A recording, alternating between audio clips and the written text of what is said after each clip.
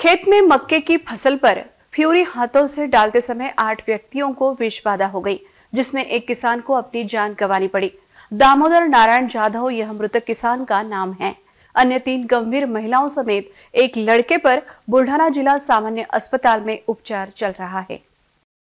प्राप्त जानकारी के अनुसार गंभीर अवस्था में 12 वर्षीय मोहन देवानंद जाधव, 38 वर्षीय बेबीबाई शिवाजी जाधव, 60 वर्षीय सुभाबाई लक्ष्मण जाधव का समावेश है।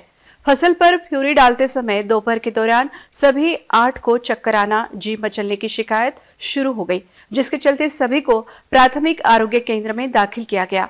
जबकि दामोदर नारायण जाधव की हालत गंभीर होने के कारण उन्हें तुरंत बुल्ढाना के जिला सामान्य अस्पताल में ले जाया गया, लेकिन वहां जाने के पहले ही उनकी मृत्यु होने के कारण डॉक्टर ने उन्हें मृत घोषित किया। जबकि दूसरी ओर धामनगांव बड़े के प्राथमिक स्वास्थ्य केंद्र में कार्यरत डॉक्टर ने सभी विषबाधित मरीजों पर प्राथमिक उपचार कर गंभीर हालत वाले मरीजों को तुरंत जिला सामान्य अस्पताल में एम्बुलेंस के जरिए रवाना किया। घटना को लेकर मृतक के परिजनों ने जानकारी दी।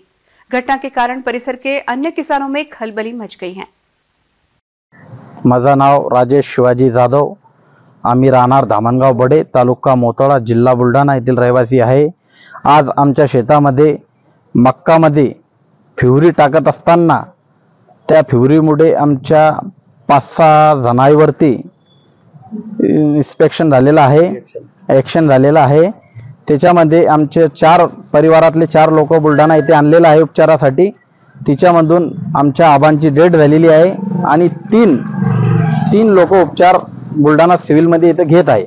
हे कशामुळे झालेलं आहे? हे फ्युरीमुळे, जी फ्युरी असते मक्कामध्ये टाकायची, हे तिच्यामुळे झालेलं आहे। त्यांना नेमकं काय झालं सुरुवातीला त्यांना उलट्या आणि मळमळ व्हायला लागली। आम्ही धामनगाव बडेच्या सिव्हिलला घेऊन गेलो। तिथून डॉक्टरांनी सांगितलं की यांना बुलढाणा ताबडतोब घेऊन जा, यांची तब्येत खराब आहे। आपण ही माहिती कृषी विभागाला दिलेली आहे का? नाही, आतापर्यंत कुठेही दिलेली नाही।